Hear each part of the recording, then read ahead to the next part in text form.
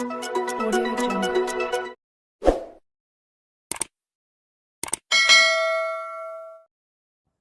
Terima kasih kerana sudah menonton channel saya Bantuan-Bantuan Kerajaan. Sebelum itu, jangan lupa tekan butang share, like dan subscribe untuk lebih banyak info yang akan saya kongsikan. Ramai orang Sabah yang masih belum tahu sebenarnya kerajaan negeri ada bagi bantuan sehingga RM2,400 setahun. Ya, betul. Kalau anda layak, anda boleh dapat RM200 setiap bulan melalui program yang dipanggil Bantuan Syukur Sabah.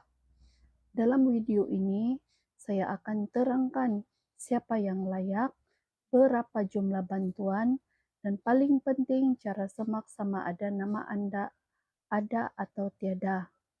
Jadi pastikan anda tengok video ini sampai habis. Apa itu bantuan syukur? Bantuan syukur atau program sentuhan kasih rakyat ialah bantuan khas daripada Kerajaan Negeri Sabah untuk membantu rakyat yang berpendapatan rendah. Tujuan bantuan ini ialah untuk membantu golongan miskin dan miskin tegar menghadapi kos sara hidup yang semakin tinggi. Melalui program ini, penerima akan mendapat RM200 setiap bulan, tetapi bayaran tidak dibuat setiap bulan. Sebaliknya, ia dibayar setiap 3 bulan sekali. Ini bermaksud setiap masa anda akan menerima RM600. Jika dikira setahun, jumlah keseluruhan bantuan boleh mencecah RM2,400.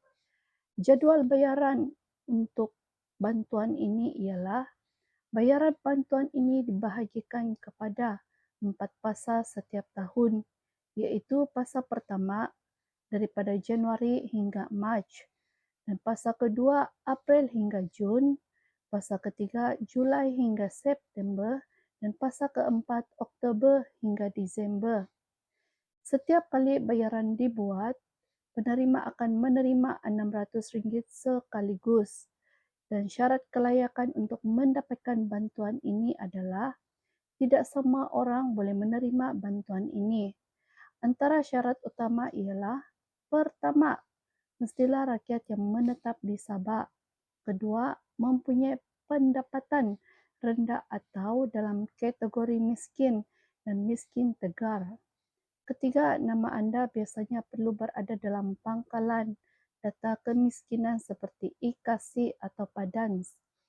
Biasanya bantuan ini diberikan kepada ketua isi rumah atau keluarga yang memerlukan bantuan kewangan. Dan cara semak status. Sekarang ini kita masuk bahagian paling penting, iaitu cara semak status bantuan. Langkah pertama, buka laman web rasmi Program Syukur Sabah. Langkah kedua, daftar akaun jika belum pernah mendaftar. Langkah ketiga, masukkan nombor kad pengenalan anda untuk semak sama ada layak atau tidak.